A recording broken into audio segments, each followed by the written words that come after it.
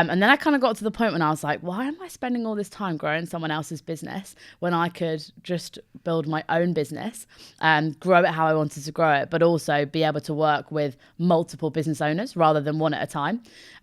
So then that was when I was actually my first ever client in the business. She was the one that said to me, because I'd met her, she was a social media manager working with the women I was working for full time. And she was like, why don't you just do it yourself? And I just kind of had this light bulb moment of like, well, why don't I? Because I'm super entrepreneurial. Like, I like being able to kind of be the boss. Yeah. So I was like, it doesn't actually make sense for me to be employed by someone else. Hi Nina, welcome to Wrecked. Hey Chelsea, thank you for having me. Not a problem. So just to caveat this, so we know each other from university. Yeah, a long time ago. A long time Way ago. too long. It actually is. I turned 29 the other day and I was like, oh my God, like I was at uni 11 years ago. Yeah. This is upsetting. It is really upsetting. But then nice, because now I feel like we've had a friendship post-uni. Yeah, true actually, because we met each other, didn't we? Literally first year, we lived next door to each other. Yeah, we did. We were at the very beginning. I think you're probably one of like the first 5 people I met or something. Probably, yeah, which is absolutely bizarre. But no, it was really interesting. And you actually studied business at Leeds. Yes, yeah, did business at Leeds. Although it was called management, which I was thinking about the other day. It's very random because it was business management, but they just called it management, which made it sound really like airy-fairy, when actually it was accounting, marketing, everything that makes up business management. But they kind of, I think they tried to make it sound like it was like a more like leadership-y people style degree rather than just calling it what it is, which was business management. But also as well, like, because now, obviously, if you meet someone like at the pub or something, they're like, oh, I'm a manager. You're just like, yeah, you and everyone else. Yeah. Whereas, like, if you meet a business owner, it's like, oh, okay, you're a business owner. Yeah, yeah, definitely. It's completely different. I don't know why they called it that. Maybe they've changed it now, as that was over a decade ago. Yeah, maybe. That's not the buzzword now. Yeah, exactly. So, talk us through then how you went on from, I guess, studying management to running your own business. Yeah, so I was actually working whilst I was at uni, because the idea of having no money when I was at uni, it's sickening. I was like, I can't do that. So I actually used to come down. I worked in a local pub down in Hertfordshire, so I used to come down like every couple of weekends and work for the weekend and then go back up to uni. That's how desperate I was to like have my own money and be able to spend money. So yeah, I did that. So I was in hospitality for quite a few years. I think maybe 5 or 6 years.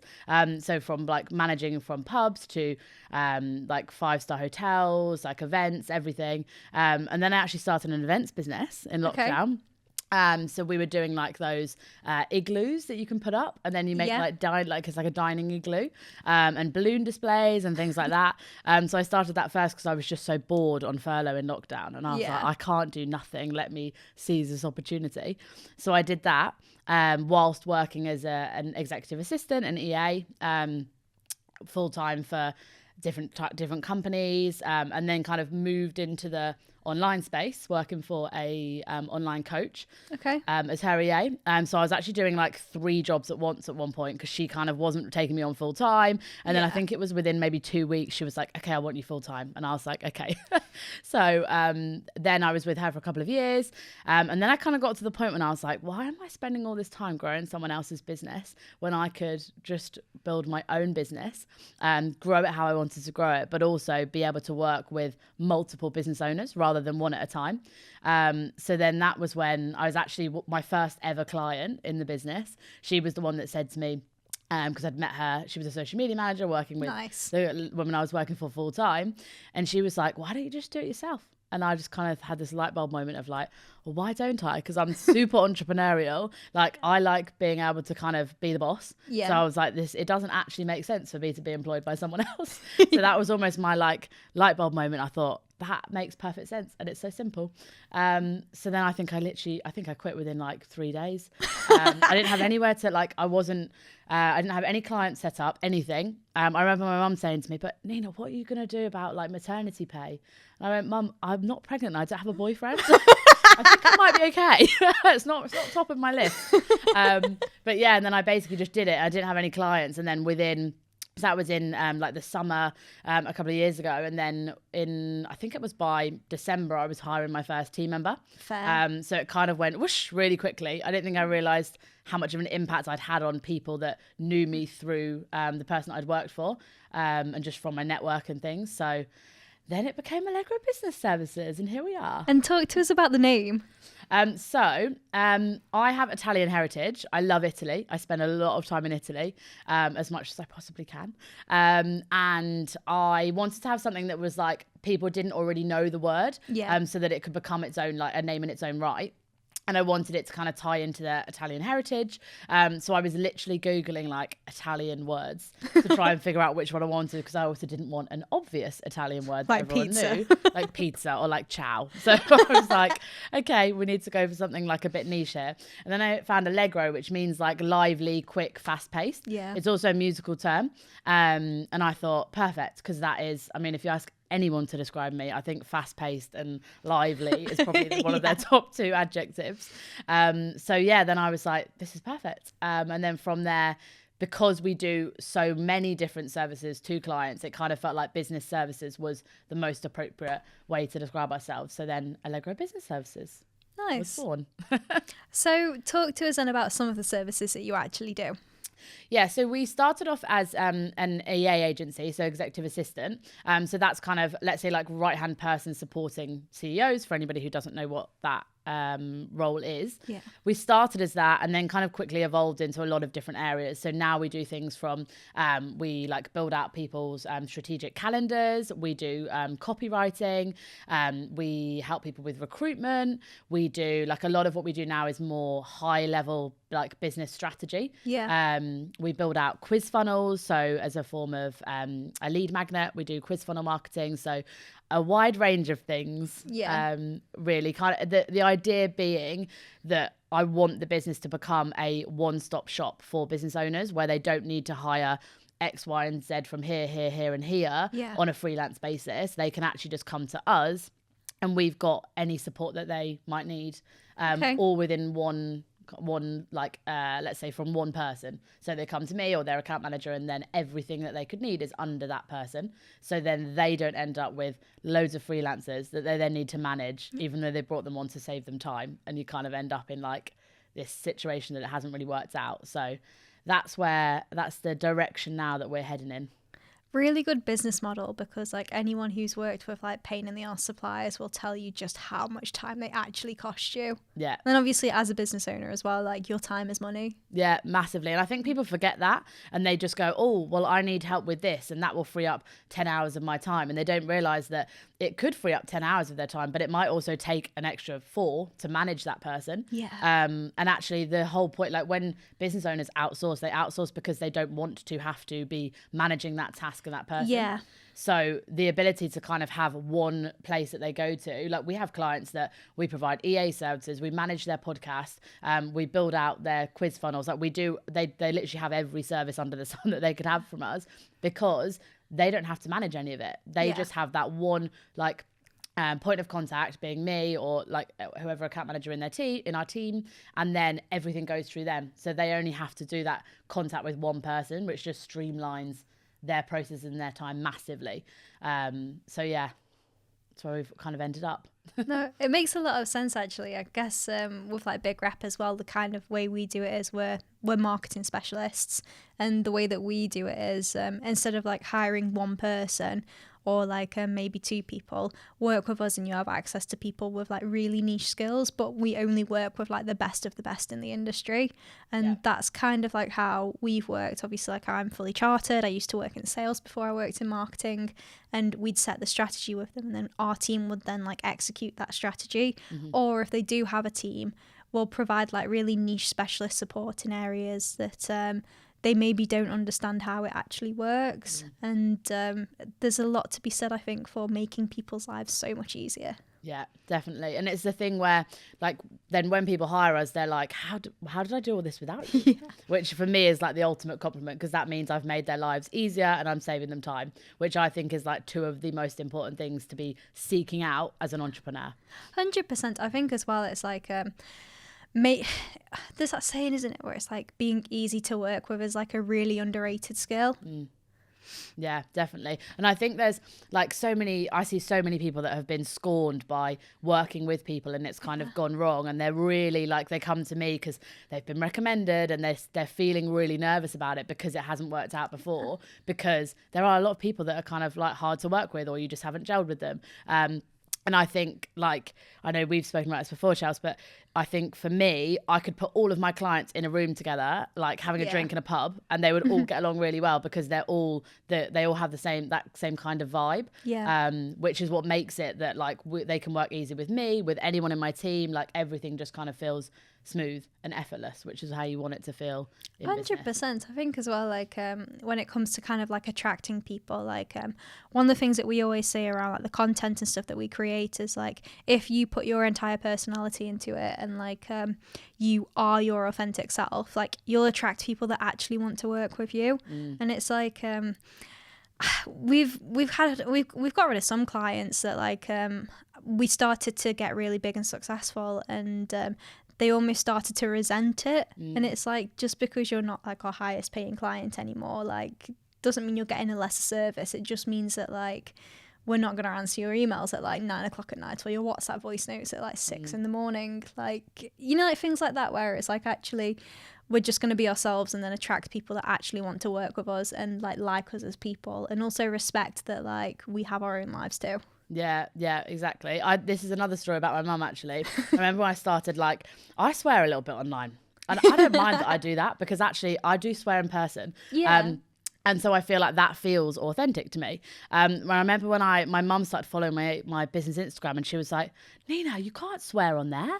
And I was like, but I can swear, Mum, because that's the reason that people then decide they want to work with me. Because I have so many people that then work with me and they go, oh, I'm so glad you swear, because then I don't have to be like trying to act all like something that I'm not. And they don't feel like awkward or uncomfortable if they've suddenly like started swearing on a call or whatever. And it's like, I've attracted my kind of tribe. Yeah, I think it's really funny actually when you think about it, because like no one ever wants to go anywhere and feel like you have to be like the best behaved version of yourself. Like you just want to show up and like be yourself. Then you feel fully accepted, and then you can do that. But the thing with like some of the stuff that we do is like we write as our clients, like on their LinkedIn or like in some of their comms, and it's like if they're not their authentic self with us, being able to write as them is so difficult, because then it's not like, oh, I'm writing as Nina. Like I'm writing as like Nina's portrayal of the best behaved version of Nina.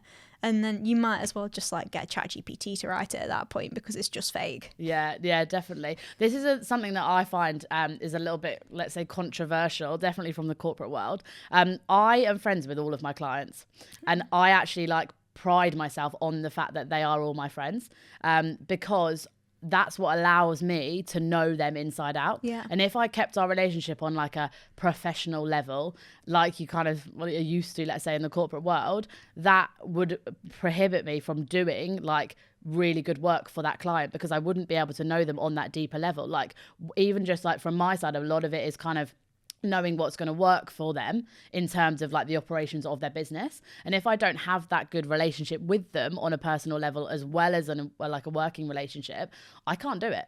Yeah. And so then I can't be the best that I can be for that client without having that like personal relationship. And I will share things with them as much as they'll share things with me. So then it becomes like they feel like they've got that connection personally and professionally. So then they feel comfortable to share their authentic self and not feel like they need to kind of hide how they're feeling about things, which I think then makes for this like beautiful working relationship that we have with all of our clients. Yeah, definitely. I also think as well, like in a weird way, like the more close you actually are with your clients, the less personally you take any feedback from them. Yeah. Because it's like you both feel so secure in that relationship that actually like you know that you're just both wanting to work together. There's no kind of like oh, what are they talking to me? Like, what are they talking about to that person? Like, are they discussing this? Like, are they happy with it? Because you know that they're just going to come straight out and be like, Chelsea, that's wank. Yeah, yeah. And it makes it easier, because then you don't end up, you're not overthinking. Because like, I think a lot of the time in business, like when it's your baby, right? And you do overthink things. And if someone says a message, you're like, did they mean that? Or is there like was that passive aggressive? Or is there a hidden message here? Or they use that word they don't normally use. When you don't have that relationship with them, you overthink like that. And then brings up, like, it kind of makes you underperform because you're overthinking. Whereas if you know that client, you have that like open communication, then you know if they have something to say, they'll say it. Yeah. So then it instantly, everything is improved because of it. You're not overthinking. Your work is instantly better because they feel like they can give feedback and it's not going to affect the relationship. Like, I feel like it's really underrated, the importance of having that deeper like relationship with your clients. 100%. I also think as well, like, just on that, like, being able to know with people if they will actually give you proper feedback, that like, we're creatives at the end of the day, like, especially marketing, there is an element of creativity to it. We can't take it personally because at the end of the day, it is their brand. Like, you've got to, I guess, let them kind of have a say in it. It doesn't mean that your work is shit. It just means that, like, maybe they don't like the word that you used, or like the colour's not a colour that they want to actually use in it, or it's just they had a vision in their head and they've not quite articulated it well enough, and you've not executed it or brought it to life. And I think if you're the type of person that takes things like uber personally, like, you shouldn't be in this line of work, especially as like a freelancer or a service provider. Yeah, definitely. You have to also be able to kind of separate like your personal relationship from somebody that like you build with a client from work, where it's just like, that wasn't what I expected. Okay, cool, let's do it again. And actually being able to kind of act on that also means you won't make those mistakes again, or you'll do things the way that they want because they've given you the feedback. No, I just think it's you have to be able to deal with feedback. That's like my number one thing with hiring as well. Like, I don't ever want to hire someone into the business or work with anybody that can't deal with feedback. Like, there's no such thing as bad feedback is the best phrase. No, I get that. And actually we've got a really good anecdote around this recently. So we have like a really open culture in like my business where like the team can tell me what they think. Like, I'll listen to them. Like, I'll say to them like, one example is we spelt something wrong on a graphic, and I was like, I wouldn't trust someone with like marketing if they spelt things incorrectly to do my marketing. And it was like, my designer was great. She was like, that's great, I'll just download Grammarly. And it was like, no one took anything personally. Like, everyone's really solutions focused, and like, we all just want to do the best work possible. Whereas we were working with a supplier, and like, they were meant to be like a specialist service provider, and they were just really, really hard work. And like, if anything didn't happen, it was almost like they had an answer for everything, and it was such like a blame culture, and it was like that so jarred with the culture of like my organization, because it was like, we don't operate in this way, so why are we putting up with this from people who are external to the business? So yeah, that ended. I think on that blame culture piece as well, there's a difference. Like, I have this with a lot of my clients, and we talk like this piece comes up a lot, and I think there's a difference between like blame culture and actually just going, okay, what made that happen? So that it doesn't happen again. And they're two very different things. And one of them is kind of going, that happened because of this, the end. The other one is going, I think that might have happened because I thought this because of this that you'd said, and you kind of use it to create a solution so that doesn't happen again. And I feel like sometimes people get confused between the two. There's a solution focused version of that where you're kind of looking into what caused it to stop it happening again, and then there's a blame culture one where you're just like, I don't want to take responsibility, which is not the kind of people you want to work with. No, it was definitely the blame culture in this one, in the sense of like, we'd sent them, so they asked for more detailed briefs, and it was like, we've literally sent you a reference image that it has to match. How more detailed can we get? Like, I'm sorry you don't have eyes. It's so gaslighty, isn't it? Like, business gaslighting is definitely a thing. Yeah, 100%. I think that's why the person that I was working for full time, there was so much like gaslighting there, which like I found, like, now I reflect on it and I'm like, wow, like, just telling me to do something, they'd be like, can you do X, Y, and Z like this? I'd go, okay, cool. Then I'd go and do it. They'd go, no, I didn't want it like this. I wanted it like this. And I'd go, but you actually said these words to me in a meeting to do it like this, and then now and it was like, it is that whole like gaslighty thing. So that's a big red flag for me now. We're a big. I had that once when I worked with someone as well, and in the end it got to the point where I was like, I will not take any briefs from you unless you email them to me. And then my boss was like, this is ridiculous. Like, why aren't you taking briefs from this like person? Yeah. I was like, because they change it every single time. I was like, so they follow that process or I'm not doing it. Yeah. I was like, I don't care. That is such I feel like you as a person, that story encapsulates you perfectly. It's like, if you're going to bring me a problem, I'm going to give the solution. I'm going to stick by it. And that's my boundary. Yeah. So Chelsea. Take it or leave it. Yeah, this is it. But this is why I work for myself, because I won't put up with shit like that. Yeah, exactly. I remember actually having a conversation with you around like, I think what you said was, I hate working for other people if they can't explain why something needs to be done and I don't understand it. Yeah, that is my pet peeve. And I think back to, this probably takes back to like school. Yes. You know, when you've been made to do something at school, and obviously a lot of school feels like, but why do I need to do that? Yeah. But I feel like it dated back to school, and then it was kind of, it just went on from there. And in every job, it was, for me, I'm a very logical person. So I have to know, for me to have the motivation to do something, I need to know why I'm doing it. Like, what's the purpose of me doing it? And if somebody can't tell me that, and then I'm like, well, what? Why would I do it then? Like, I don't want to do it. Unless I'm understanding it and there's a reason for it, I don't want to do it just for the sake of doing it.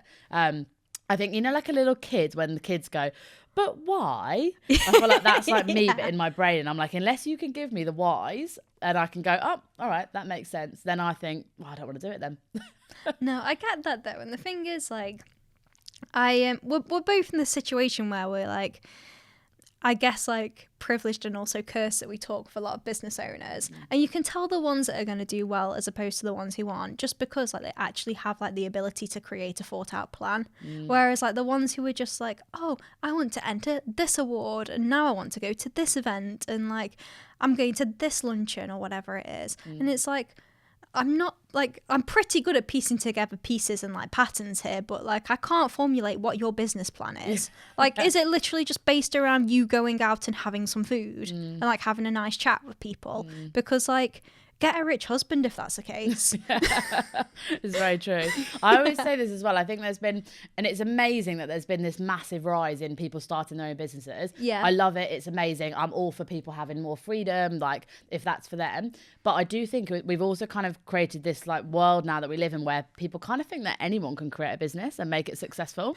And it's just not true. And there's so many people that I see now where, and you get a lot of like marketing that's like, start this business and earn like 5k a month and or you can work for 10 hours a week. And I'm like, that's not the way the world works. No. And actually, like, it's ended up that because of things like that and because of the ease of like everything that you can do online cheaply through systems and things like that, there's a lot of people who have their own business who are not made to be business owners. Yeah. And they actually just crave the flexibility to go and sit and have lunches or whatever. They want the flexibility. They actually don't want the kind of, let's say, like the business owner side responsibility. of it. Yeah, exactly. Because it's one of those as well where it's like, I think unless you've ever been faced with oh crap, how am I going to pay my mortgage this month? Like, and you've managed to fight through that and actually create something from it, you're not a business owner. Like, you're pretty much just like you're a service provider who's like, you might as well be employed. Like, if you've got like no risk whatsoever, I don't think you can call yourself an entrepreneur. And what really annoys me actually is when people go out and they seek funding and like they get funding as well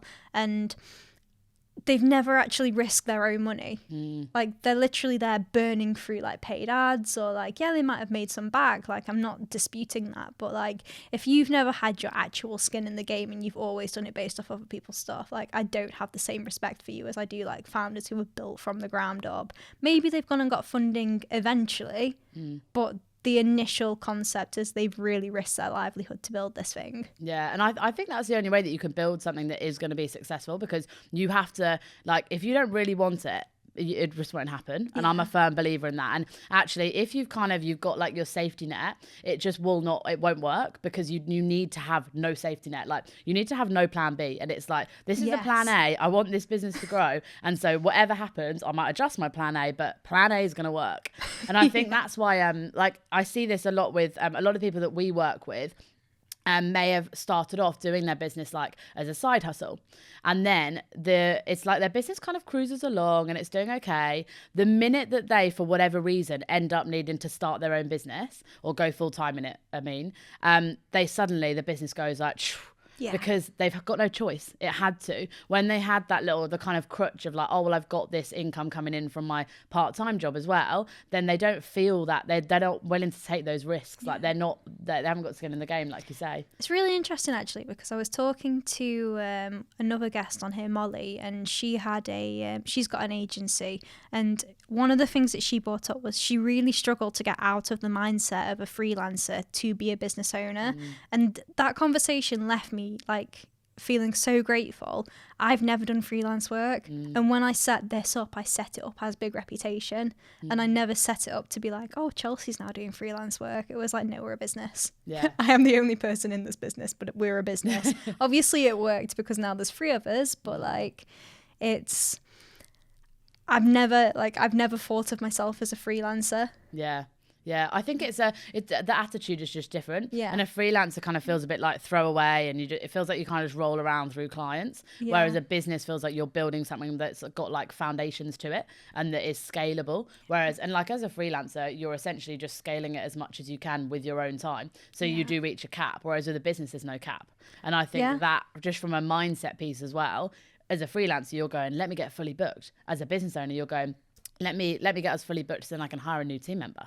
So it's completely different because you're thinking about scaling it rather than just, oh, I'm fully booked now. Well, I'll just up my prices. Like then you just capped when you're a freelancer. So the mindset is very different. But to go back to your mum's concern, you obviously have a business now, so you can employ yourself and take maternity pay. Yeah, I'm sweet now, Mum. I still haven't got the boyfriend. I'm still not pregnant. But when I am, I can do it. Do you know, I actually I laugh now because she's just stopped working in her like NHS role, and I said to her, I was like, do you want to go and work for the business? And after I'd said, she was like, yeah, okay then, and she was kind of excited about the idea of doing some bits of the business, and I thought, how funny that you tried to tell me not to do this whole thing because of maternity leave, and now I'm at the point when like I could bring her into the business to help with it. Like that's a kind of cool full circle moment. That is a really cool full circle moment. I had it earlier actually with my mum. She never told me not to do it, but like, you know, when like you tell someone what you're going to do and you can see the fear in their eyes. And literally this morning she was like, have you ever got any office manager jobs? I was like, I don't think I need one at the minute, but like I'll bear you in mind. Yeah, I know, it's crazy, isn't it? And actually one thing on that like I love this about business is so one of my team members is actually my little brother's girlfriend. And she actually just kind of pitched herself to me, and I just thought, yeah, all right then, like that's taking balls to pitch herself to me. Let's roll with it and see what happens. And now she's been in the team for about 7-8 months now. And she's fab. And I just think, how amazing is it also that you get to do stuff like that? Like if I end up bringing mum on or whatever, but the fact that I get to kind of inadvertently support my little brother and his girlfriend through my business, which then she's supporting my business, like that is like a cool moment as well. Yeah, I like that. I think it's like I think for me it's just the ability to actually pick the people that I want to spend every day with. Like, because when you work with people and it's like, you'll have got this when you're in a room with people, it's like, I would never in a million years choose to work with you. Like, have you ever had like a 50-year-old like enemy?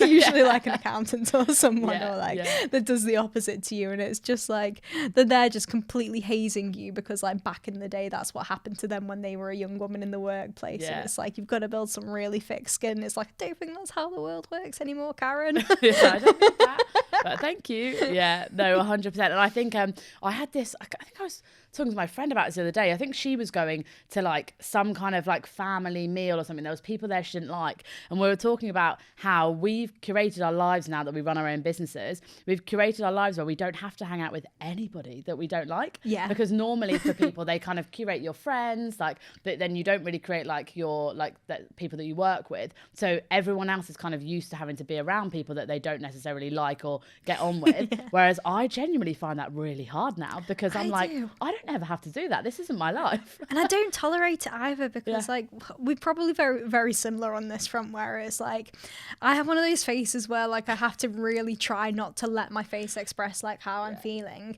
And the second someone says something stupid or like pisses me off, like I roll my eyes and I'm just like, why am I here? And you really have to like control yourself to not do it. And it's just like, But then again, you're also a business owner and you're short on kind of like patience anyway. So it's like, I just don't have the ability to do that anymore. Yeah, definitely. Mine's with my eyes. People always tell me that they can see what I'm thinking through my eyes. And I'm like, what do I do then? Do I just close them? Like, how do I hide myself from this? But I'm definitely the same on that. Like if I'm like, this is rubbish, I just zone out and I'm like, I don't need to listen to this.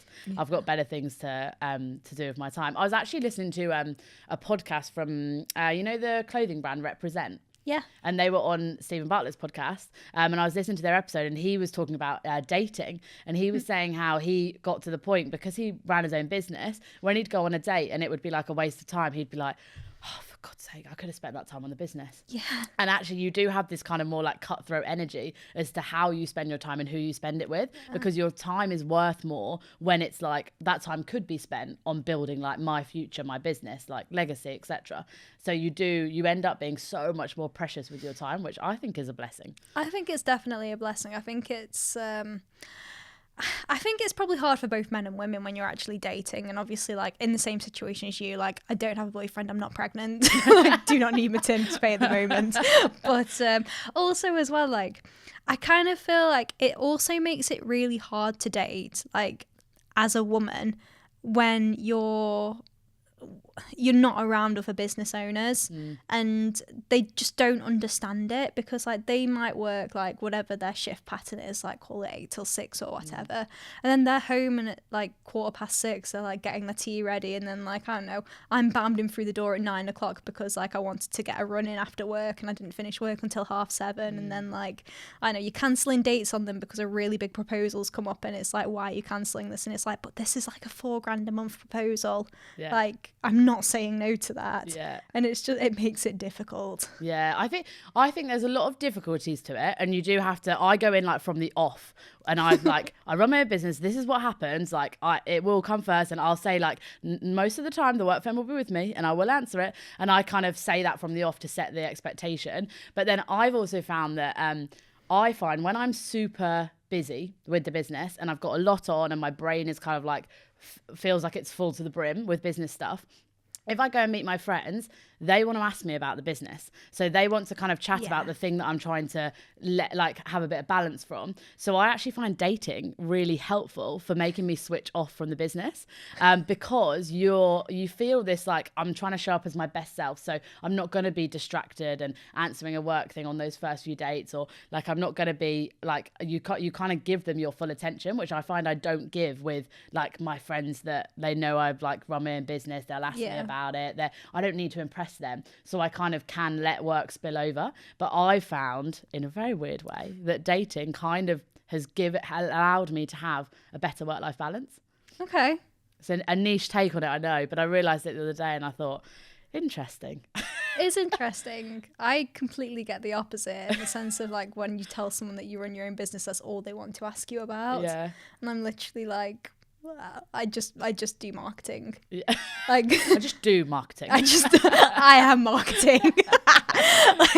It's like a Dina Monsoon on AdFab, where it's like I just PR things. That's it. That's all I do. End of conversation. Pretty much, but it's just like one of those where it's like, well, it really is difficult. Like, what do you want me to say? Like, because I'm not going to sit here and tell you exactly everything that we do. But also as well, this really frustrates me with like friends and dating, when friends or like whoever you're dating start moaning about work. Because I'm just like, well, just leave. What are you doing? Or for me, it's the time piece. Like when I have like friends that moan and like about, not like they're like, oh God, I've been so busy this week. They've worked their like 9 till 5 and it's been busy during those hours, and I'm thinking, you don't know busy. And I'm always like, if there's one thing I can say is like, if you are an employed person, do not ever moan about like your time and your busyness to someone that has their own business, because it just feels like incomparable to them. I do get that, to be fair. I also think as well though, like it's kind of one of those, isn't it, where it's like just because you're hungry it doesn't mean people in Africa aren't starving as well. It's kind of that. And I think like sometimes like I listen to my friends, especially the ones that are like teachers and they've had like an absolute hell of a week, and they've had to work until 7 o'clock because it's been parents' evening. I'm just like, oh bless. Well, that's the thing, is I think that's a very much an internal piece that I do of like, you don't know what busy is, when really to them I'm like, oh that's really rubbish. Like, let's go and do this to distract you. I do the supportive to them, and in my head I'm just thinking, I wish that was me. I wish I had an actual finish point. Yeah, the end to my day is when I cannot take it anymore. Yeah. Do you know what I find as well, like on that kind of finish point piece, a lot of people, whether it's friends or family or dates, will be like, oh, when are you, like, what have you got left to do today? Like, what's still left on your list? And I'm like, the list never ends. Like, it's never ending. I'm just like getting, like, if there's stuff that had to be done, the deadlines are being completed, but the list is never ending. Like, I can never get to the end of a week and then be like, everything is done. Like, I don't know what that feels like, because for me, that is just, there's always more you could be doing. Yeah. But I think it's one of those, so then, isn't it, where it's like, actually when it is enough is enough. Because otherwise, like 100%, like I could be here like doing like, I know, getting stuff done for you that you've asked me to do, and it's like, actually it's like, well, I kind of need to eat. I'm such a bugger as well for like, I'll get to like 4 o'clock in the day and I'm like, oh, I've not been to the toilet, I've not eaten. Like, I've literally just been sat at this desk for like 10 hours rotting. Yeah. Like, Yeah. And I've done all of this. Yeah. Yeah. On like 600 steps. Yeah. Oh God, the step thing, that one. I've just started wearing a, I broke my like Google Watch, so I've just stole my friend's Fitbit because I was like, I need something to tell me how bad I've done today. Like, I need to have that staring me in the face going, you have only moved 500 steps. But I find, and obviously we talk a lot about this, Chelsea, in terms of like building your calendar and how you manage your time. And one thing that I found for me is I will just sit at my desk, not eat, not have a drink, not do anything, and just be in focus mode unless I force myself to take that like break in my day. So I now normally will, like, I'll go to the gym in the middle of the day. And the reason I do this is not necessarily because I'm desperate to go to the gym at that time. My brain is actually buzzing with things that I could be doing at that time, but it's because it gives me like a breather. Yeah. So then actually it gives me the ability to kind of go, right, let's just reset. Let's like build up some more energy and then come back to things in the afternoon. It makes me eat. It makes me walk a bit, like get the exercise, like speak to, like call my mum on the way to the gym or whatever it might be. Like, it gives me the chance to do that because I've built my diary knowing that if I don't build that in, I won't do it. I also think as well, like, one of the game changers for me was treating stuff for myself as like a client meeting. So like, me going to the gym is like me going to a client. Like, I'm not going to be late for that or like not show up prepared for it. So like, why am I doing myself a disservice when I wouldn't give my clients that service? Yeah, 100%. And I like, this is like rolls into the other piece around like, you are the most important asset in your business because you are the CEO of that business. So if you're not taking care of you, then you're not taking care of a really important asset of your business.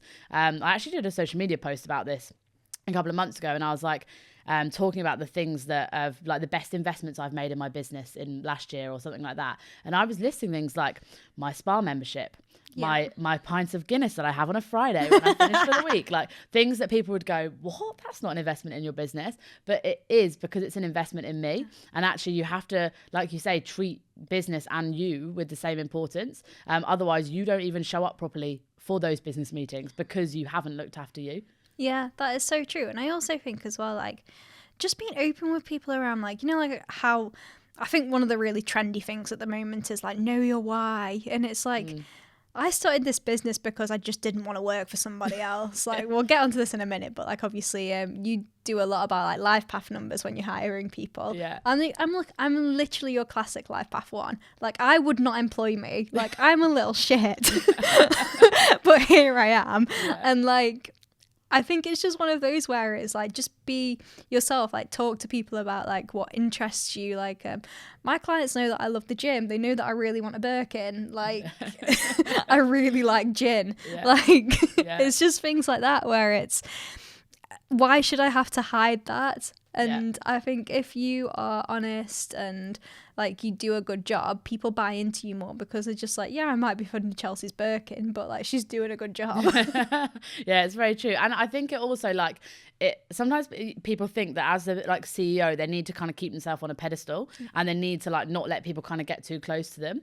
But really, by you sharing things like you like going to the gym and you want to get a Birkin, like those kind of things, they actually allow people to connect with you because you're almost being like vulnerable, like by showing them that side of you as well. So they don't just know work, Chelsea, but they know the ins and outs of it. Like, I share my dating stories with my clients because I'm like, then they feel they're connecting to me. And like, I'll share things that people would say is an overshare, but that's what makes our relationship stronger, because then they get to actually connect with me, not just connecting with the business. So that it's not just a case of, oh, the business does a good job. It's like, I know that I can trust Nina. I know Nina. Like, that's what, like, I just think there's so much power in the authenticity piece again.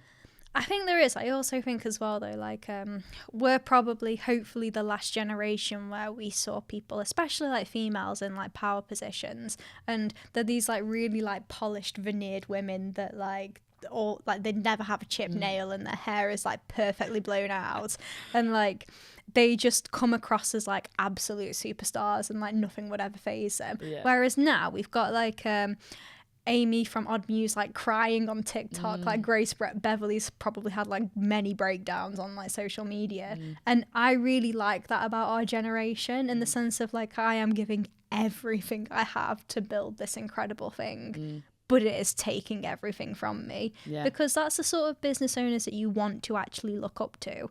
Not like, oh, it was really easy. Like, we've had an incredible first year in business, but it has not been easy. Yeah, and anyone who says business is easy, I think I'm now going to zone out of everything you say after this. Because if you think business is easy, then you're not my kind of business owner. No. Because it isn't easy. And I think like you're so right that the examples that we have nowadays are so much better role models than like if we think of like business owners from when we were kids, you think of people like, I don't know, like Steve Jobs and like I don't know, like Henry Ford, like, you know, like the old school, like the guys that started the big companies, and you don't like, all you see is like this kind of like polished, successful version of themselves that they now are, whereas actually like the raw business owners that we now get because of our generation, where we are like happy oversharing, those are the business owners that are actually going to help you more in business and in your journey, because you're not just getting the whole like the cover photo, you're getting all of the behind the scenes as well, like, you know, the whole Instagram versus reality trend, like you're getting the reality and the Instagram,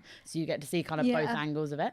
I also think as well, like, so literally my first ever guest on this podcast was Emma, who mentored me in my first year of business. And she started her business with like 3 children under the age of 5 and as a single mom. And like, I'm literally like, on my worst days, I literally think to myself, like, you know what, like, if she can create a business that is successful, and that's how she had to start it with all of that responsibility, like, I'm just a girl, like I have nothing to worry about other than this, like I am doing her a disservice if I actually don't make this work. I like that. It's then your little kind of anchor point, isn't it? It's literally like, again, it's like the starving kids in Africa, like there's always going to be people that have had it much harder, and it's like, I think it's one of those where it's like you can be having the worst day, and like I've had it some days where like I don't know, like we might have lost a client for whatever reason, or I don't know, like just things haven't gone wrong, or people have been late paying their invoices, and I'm like, oh my God, how am I going to pay my mortgage? Like, and it's one of those where it's like, well, at least I don't have to worry about feeding 3 kids. All I need to do is like mess around with my savings and like cover the mortgage until some invoices get paid. Like, it just makes you get out of that like emotive, like, oh shit, like, how am I going to do this? Like, to obviously, right, okay, well, I'll just mess around with my savings. It's the perspective piece, isn't it? That's actually quite important, because it gets you to see, it's like that, you know, the whole kind of like having a mindset of gratitude and abundance. I feel like the best way to have that is to just take a step back and like look at something from a different perspective. And you can always find somebody that you know, or someone around you who is worse off than you, and trying to do things like similar things that what you're trying to do, but they're in a worse situation. So you can always get that. It's like that grounding, isn't it? To be like, this could be a lot worse, so I'm going to feel grateful for like what this is. I also think as well, like another thing that gets me through those days is like Alice, who's our graphic designer, she literally left her like job to start a business, and I've enabled her to do that through the business, by her coming to work with us part-time. And then obviously like we've got Morgan, who's trusted to come and work for a startup. So I think it's like, even when you start like kind of slipping into those moments where it's like you really just want to give yourself a pity party, it's like, I do not have time to give myself a pity party. Like I literally have responsibility, like I'm paying myself and 2 other people, like I owe it to all of us to actually like get out of this situation and do it. Yeah, exactly. And it's that risk piece again, when you're just kind of like, when you have that risk mindset of like, so even I think that helps you, that even when you're feeling a little bit like, God, this is so hard, or like this is really rubbish, or I'm really not enjoying business today, you kind of go like, you have that almost like kick up the bum to be like, no, firstly, I took a risk to start this whole thing. Yeah. Secondly, I'm taking all of these risks right now. Thirdly, like I can do whatever, like you have a kind of like this, if I'm feeling stuck right now, I don't have to stay stuck, because you have, like we're saying, business owners generally have that kind of risk mindset that they'll go, well, I don't like that situation, so let me change it. Let me do something drastic here, and here. And having the ability to know that on those days, because of the mindset that you have as a business owner, you can just like change your situation, or you can choose to look at it differently. It's really empowering, I think, because it's like one of those where it's like, one of my favorite sayings is like, facts don't care about your feelings. And that works across like the entire board of life. Like if you've got no savings, well, yeah, you've got no savings. Like, if you're a bit overweight, well, yeah, you're a bit overweight. I've never heard that. Like, I love that. Yeah, literally just facts don't care about your feelings. Yeah. And I think it's like, obviously, it is actual facts, like not people's opinions. Like if it was someone's opinion and it upset me, like I'd probably argue to the point back.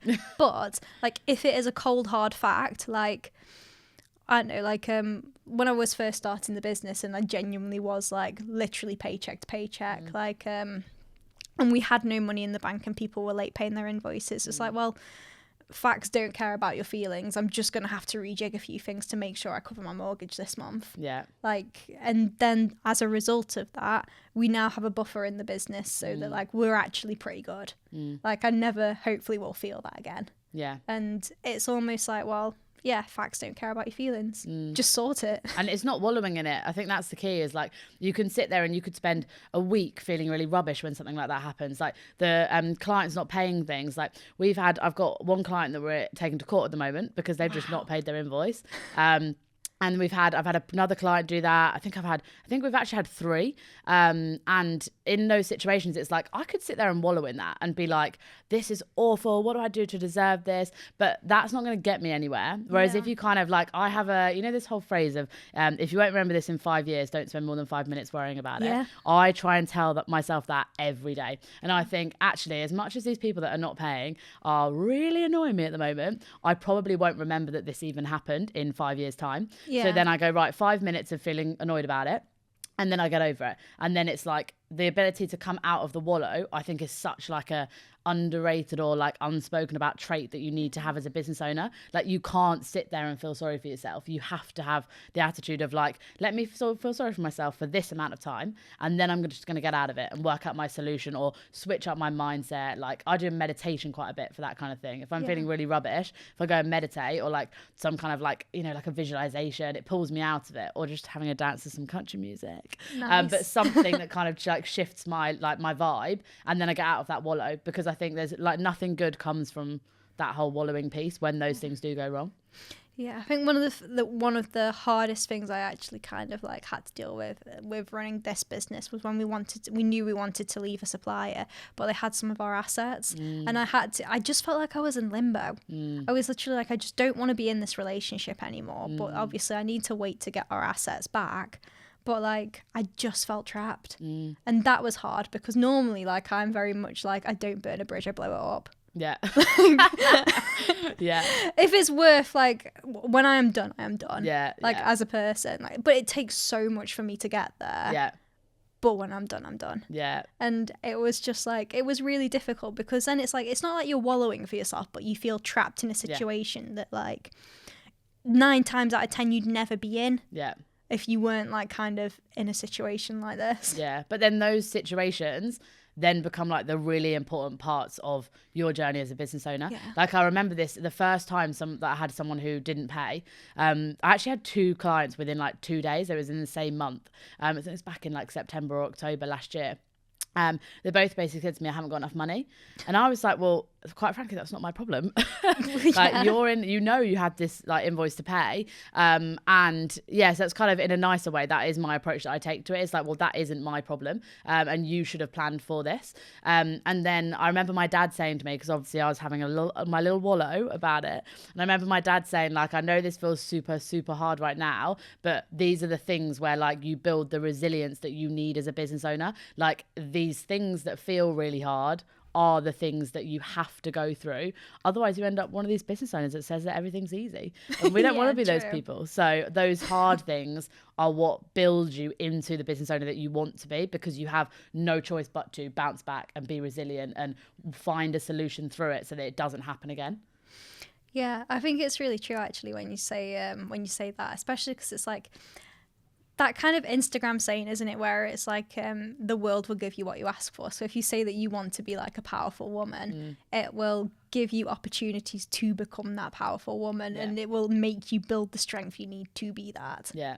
You put yourself in that situation. I always think this about, because as you know, I'm a very numbers, data, evidence kind of girl. Yep. I remember hearing this, like someone explain that to me. And as much as I am a little bit woo, I also do like when there's kind of an evidence piece to back something up. And someone was explaining this whole confirmation bias thing to me. So in your brain, like if your brain thinks something is true, it will look for evidence of that belief. Whereas if your brain doesn't think something's true, it won't look for any evidence that it's not, because your brain wants to stay comfortable and it just wants to keep feeding evidence to the things that you believe. And that's when like the confirmation bias piece comes in, where I kind of think alongside the manifestation piece and like asking the universe for what you want, actually, if you're just saying, I am that person, or I am a like 7-figure business owner, whatever you want to say, naturally your brain doesn't know what is a lie and what's the truth.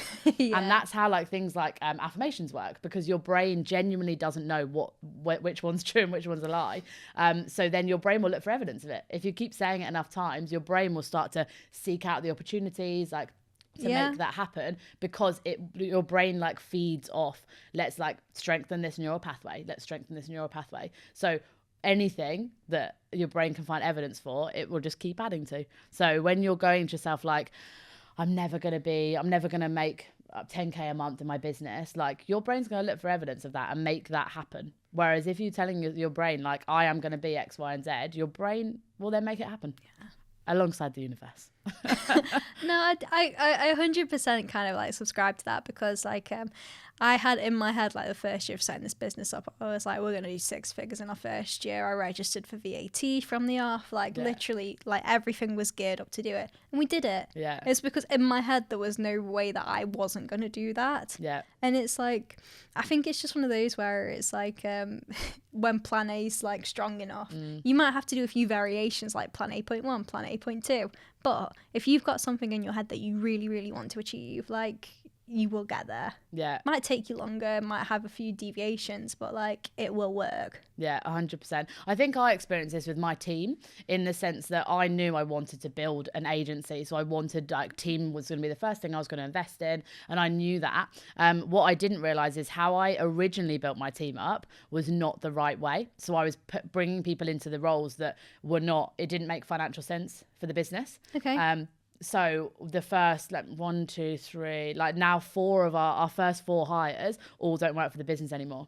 So I actually did a whole rejig, like kind of mid end of last year, where I then thought how I've been trying to grow this business is not working. Like financially, I've hired people into the wrong roles. So I then pulled it back, rebuilt the entire organizational structure of what I was going for. And now we're building in a way where I've learned from that.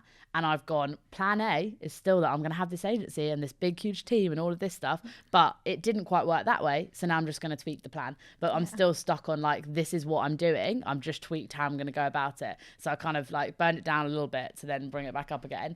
But all like just on, there's never been any doubt in my mind that I am going to grow the agency and that team and like build the business to what I want it to become. It's just taking its little tweaks along the way. I find it really bizarre actually, like when you say you've got like something in your head. So like this was on a date actually. Someone asked me like, oh, where do you see yourself when you're older? And like they never specified what age. So I sent them a picture of Kelly Rutherford like dressed in really nice clothes and like, I don't know, sipping an Aperol in Italy or somewhere. I was like, that's what I want to be. And they were like, she literally looks like she's 60. And I was like, I think she is. Yeah. They were like, I meant like in 5 years. And I was like, why didn't you say? Yeah. But like, I don't think in 5 years time. Like I think like future Chelsea is like, I don't know, got a really nice Hermes scarf on with some sunglasses and she's drinking champagne like in the south of France. Yeah. Like I don't think like in 5 years I will probably be doing a variation of what I am doing now. I'll just be 5 years older. Yeah. Maybe in a nicer house. Like, I don't know. I might have my Birkin by then, might not. Who knows? That's kind of out of my control. I've made my wish. Yeah. Let the universe deliver that one. Yeah. So I think it's like when I think about like what I actually want my life to be, like I think in decades, not in like next week I'm doing this. Yeah, but I think like honestly, Chelsea, I think that's why your business like will continue to grow and be successful, because when like, because I work with some business owners that they can't think more than a year ahead. Yeah. And when people can't think more than a year ahead, it's like, so you don't have your vision, like you don't have your like shining star or whatever you want to call it that is guiding you in terms of like, well, that's where I want to be, because you can only think a year ahead. So then all of you're constantly playing small because you don't have that big vision. And then actually it's like, so you just every single year, you're just going back to the start again. Okay, cool. Now what do I want to do in these next 12 months without any like just like firm like shining star that you're looking at being like, that's where I want to get to. So I think that is a sign of a business owner that is going to be successful and in the long term as well, is somebody that can go, I know where I want to be at 60 rather than I just kind of know where I want to be next year. Like that's helpful for once you've got your 60 vision, then like work backwards 100%. Literally start with the end in mind. Yeah. Yeah. Absolutely. Like where, and because otherwise I think as a business owner, how you build your business should be based on where you want to get to, not where I want to be in 12 months from now. Because actually you might go, do you know what, 12 months from now, money is just important to me. But in the long term, it's the freedom that's important. But then you've built a business based on what brings you in the most money, not the most freedom, because you didn't know that freedom was kind of that end goal. Let's say, just using a vague term there, but freedom in whatever sense. So then you lose the ability to kind of like build a business that is what you want in the long term, because you're just thinking about your like needs right now in the next 12 months. Really interesting, actually. And so we'll kind of wrap this up in the next 5 minutes. But one thing I actually want to ask you is, you base a lot of your hiring decisions on life path numbers, don't you? Yeah. And your life, actually. I was about to say my life is based off numerology. So numerology, for anybody who doesn't know what it is, it's kind of like human design, but it was actually came before human design. So human design is a bit of like an overcomplicated version of numerology. Okay. So it dates back to ancient Roman times. It's based on Pythagoras' theorem. You can hear all these buzzwords here that are making my data brain be like, this makes sense, it's got evidence. But yeah, so it's basically you have a life path number, and that life path number is like the energy that you are, like that's your, the more that you behave and live in that energy, the more easy life will feel, the more in flow you'll feel, like things just feel like, oh, that's been a really good day again, because you're working in the energy that you're kind of meant to be, like the one that's natural to you. So mine is an 8, for example. Now 8 is like the business number. It's the CEO is like the nickname for it. And it's very much like it's everything is to do with like money, wealth, success. Like, so I'm super money orientated, really goal orientated. If I don't know, like we said earlier, if I don't know the purpose of doing something, I'm not doing it. And very much like I like things to be high quality, super professional. So in the business, when anything's not like that, it irks me like beyond the level that it should, because that is such a key like piece of me. And when I found out about it, I was like, oh my God, I've never felt so seen. And then now I pretty much fight like all of my friends. I'm like, what are they? But also, as you build out your team, the kind of traditional way of doing this would be things like Myers-Briggs or like DISC, or there's something called Wealth Dynamics, like all those different like personality profiling. For me, I find numerology is kind of much more precise. To the person. Like I'm yet to find someone that doesn't go, oh yeah, when I've done their kind of numerology properly and they've lent into it. But yeah, so in the team, if I had a team full of 8s, it's not helpful to me, because everyone is just money orientated, success, goals driven. Like I don't have a balance. So actually in the team, like you want to kind of have a mixture of different people. So like a 4 is really big on structure, routines, processes, foundations. Like they're a really good person to have in business when you're first expanding out your team. Like a 4 is a really good one to have. Later down the line, a 5 is really good because they're all about change. Okay. So actually once you've kind of built like your business up to whatever, like a certain level, you don't want to then get stuck doing the same things the same way you've always been doing them. So then at that point, bringing in a 5 is going to be your game changer, because that's going to be your, like, all they will want to do is change things, but in the best possible way. Yeah. Because it'll be up leveling things. Never really hire a 1 unless they're going to be like, unless they're going to be a leader. Yeah. Like, unless they were going to be like your MD or like someone like that. That's the only way it would really work. And you need to make sure that if you do hire a 1, that they've got the independence that they need. Because that's the other thing, is it also tells you how to manage that team member. It is really funny, actually, you say that, because like literally from the age of about 23, I was going into these companies that I was interviewing for, and I was like, I just want to be the MD. That's all I want. Yeah. And that makes sense because you are a 1. A 1, a 1 is basically like, it's the self-employed number. So it's basically the person where they do things their own way. Like they don't want to kind of follow the rules and just conform to things like how they're done. They want to be unique in how they do things in their own way. And they just want to kind of stay in their own lane, which is very much you. Like you are you're such a 1. I've got an example of this actually, which is really funny. Everyone keeps asking me to like enter these awards for like Startup Business of the Year and all like local chambers. And I was like, oh, I'm going to do an Elwood style video, and I was like trying to pitch it to them, and they were like, you just need to fill in the form, and I was like, but I don't want to fill in the form. I've got this idea. That's the whole thing, is doing things differently. Like if everyone else is walking down this road, Chelsea's walking down this one. Yeah. Because she's got to do it differently. Like, and that's what makes it like, that's what makes you so good at your role as a CEO of your business, is because you're not going to like be just another like marketing agency like all the others. You're gonna do things differently and actually go, how can we, like the whole, like even your, like the podcast, like Reputation Wrecked, like it's how do we do things differently? And I feel like that comes through so beautifully in your business. Thank you. And we have now run out of time, so I will leave it there on that incredible compliment. Time. But thank you very much for your time, Nina. It's been a pleasure. Thanks so much for having me, Charles.